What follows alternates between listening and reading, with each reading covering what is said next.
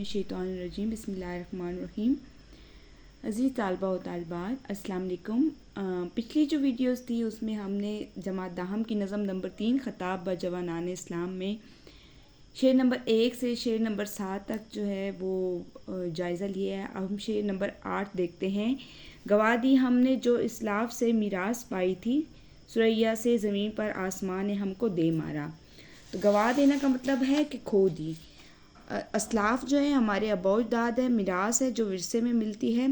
और सुरैया आसमान पर 7 सितारों का झुरमट यानी कि कहकशां, और सुरैया से ज़मीन पर आसमान ने हमको दे मारा।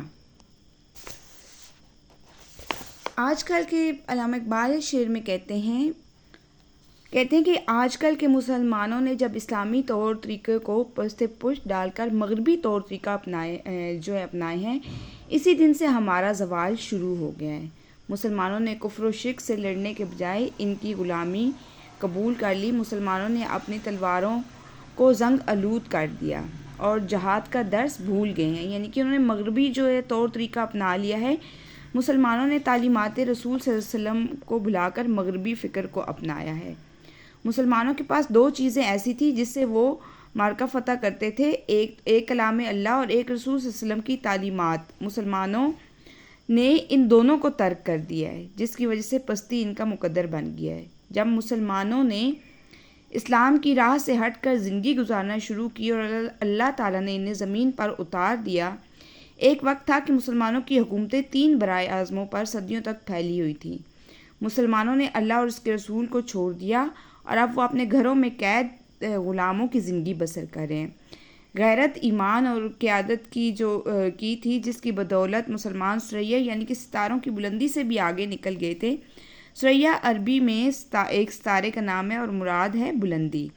तो इकबाल कहते हैं कि मुसलमानों की ये हालत थी कि वो आसमान की बुलंदियों पर फाइज थे, लेकिन अपने अमल और गफलत की वजह से आज ज़मीन पर गिरा दिए गए हैं।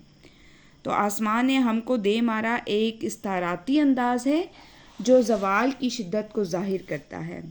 इकबाल नौजवानों को तंबीह कर रहे हैं, यानी कि तंबीह कर रहे हैं, आगाह करें कि उनके आबा व अजदाद ने अज़मत हासिल की थी, लेकिन आज के मुसलमान इस अज़मत से महरूम हो चुके हैं। महरूम होने का मतलब है कि उन्होंने गवा दिए, खो दिए, क्योंकि वो इस विरसे की कदर ना कर सके। यहाँ से मुतल्लिका शेर है कि वो ज़माने में मुअज़्ज़िज़ थे मुसलमान होकर, और तुम ख्वार हुए तारिक कुरान होकर।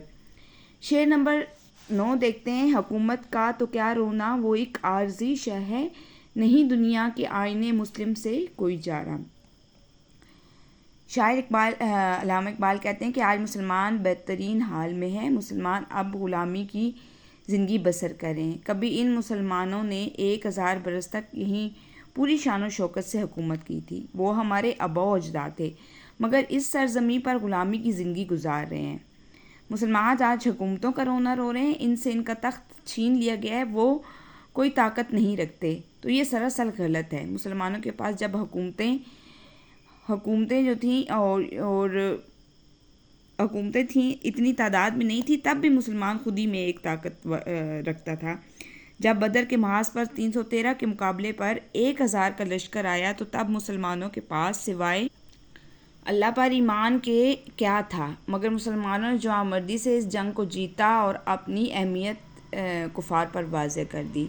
आज भी मुसलमान अल्लाह पर तवक्कुल करें और रसूल सल्लल्लाहु अलैहि वसल्लम की तालीमात पर अगर अमल करें तो इन्हें फिर अरूज नसीब हो सकता है। यहाँ अल्लामा इकबाल कहते हैं इजाफ़ी शेर में देखें कि मोहम्मद से वफ़ा तूने तो हम तेरे हैं, ये जहाँ चीज़ है क्या लोहो कलम तेरे हैं। तो नज़म के इस शेर में इकबाल ने आलम इस्लाम के नौजवान को कहते हैं कि ये हुकूमत और इक़्तिदार तो दुनियावी और वक्ती शय है। वो कहते हैं कि सिर्फ सियासी हुकूमत का रोने की ज़रूरत नहीं है, क्योंकि इक़्तिदार एक आर्जी चीज़ है और दुनिया में हमेशा एक जैसा हाल नहीं रहता। असल बात तो ये है कि मुसलमानों ने दुनिया को जो निज़ाम ज़िंदगी दिया था वो दुनिया के तमाम मौजूदा निज़ामों से बरतर था और आज भी है। नहीं दुनिया के आईने मुस्लिम से कोई चारा का मतलब है कि दुनिया का कोई दूसरा निज़ाम इस्लाम के आदलाना और मुकम्मल निज़ाम का मुतबादिल नहीं हो सकता। तो इकबाल इस शेर में दुनिया को ये पैगाम देते हैं कि चाहे मुसलमान सियासी इक़्तिदार से मरहूम भी हो जाए, یعنی کہ جب وہ سیاسی اقتدار سے محروم ہو جاتے ہیں، مگر ان کے نظریات اور اصول آج بھی دنیا کے لیے ناگزیر ہیں. یعنی کہ اگر وہ اقتدار سے محروم بھی ہو جاتے ہیں تو اس سے محروم ہونے سے مراد ہے کہ ان کے اقتدار اور اصول آج بھی دنیا میں قائم ہیں، ان کو کوئی بدل نہیں سکتا. نوجوانوں کو تلقین کی جا رہی ہے کہ وہ اپنے اصل پیغام یعنی دنیا کے نظام کے دنیا کو سامنے دوبارہ پیش کریں. تو کتاب جوانان اسلام کا آخری شعر بہت خوبصورت شعر ہے. مگر وہ علم کے موتی کتابیں اپنے آبا کی، جو دیکھیں ان کو یورپ میں تو دل ہوتا ہے سی پارا. سی پارا کا مطلب ہوتا ہے ٹکڑے ٹکڑے ہونا.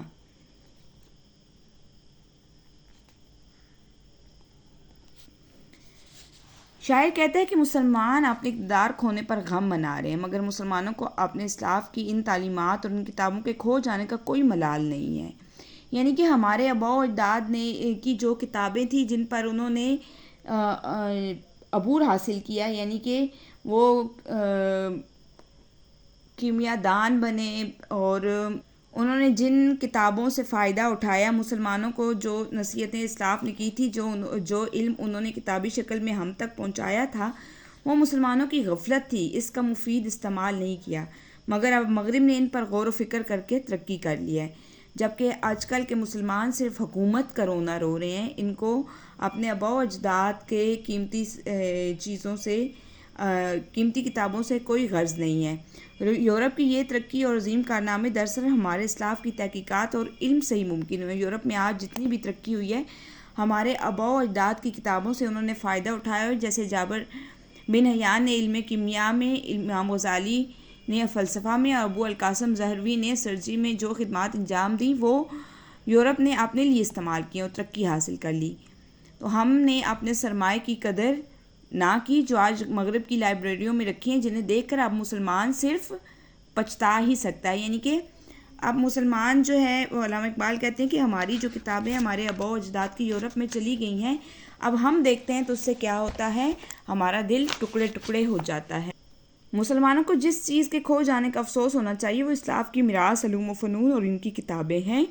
میں جب ان علوم اور کتابوں کو یورپ میں دیکھتا ہوں تو رنج و غم کی وجہ میرا دل پارا پارا ہو جاتا ہے کہ ہمارے علوم میں سے ہم بیگانہ ہیں اور دوسرے اس سے فیض یاب ہو رہے ہیں.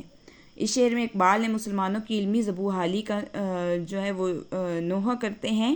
وہ کہتے ہیں کہ ہمارے اسلاف نے علم کے موتی چنے تھے، جو قیمتی کتابیں اور علمی خزانے تھے مسلمانوں نے دنیا کو دیے تھے. آج وہ سب یورپ کے کتب خانوں کی زینت بن چکے ہیں. جب ہم انہیں وہاں دیکھتے ہیں تو دل رنجیدہ ہو جاتا ہے. سپارہ کا مطلب ہے ٹکڑے ٹکڑے ہونا. اقبال یہاں مسلمانوں کے علمی ورثے کے چھن جانے کا دکھ بیان کرتے ہیں اور اس بات پر افسوس بھی کرتے ہیں کہ وہ علمی سرمایہ جو مسلمانوں کے پاس ہونا چاہیے تھا وہ آج مغرب کے پاس ہے. یہ شعر نوجوانوں کو دعوت دیتا ہے کہ وہ اس علمی ورثے کی بازیافت کریں اور اپنے اسلاف کی علمی روایت کو دوبارہ زندہ کریں تاکہ دنیا میں دوبارہ علم و دانش کا چراغ ہو سکے. تو امید ہے آپ کو اس خطاب جوانان اسلام جماعت داہم کی نظم نمبر 3 کی تشریح کا مکمل جو ہے گائیڈنس، مکمل رہنمائی مل گئی ہوگی. اگر آپ کو کچھ سمجھ نہیں آیا یا اس سے ریلیونٹ کچھ بھی آپ چاہتے ہیں تو وہ کمنٹ کر کے آپ مجھ سے پوچھ سکتے ہیں. اللہ حافظ.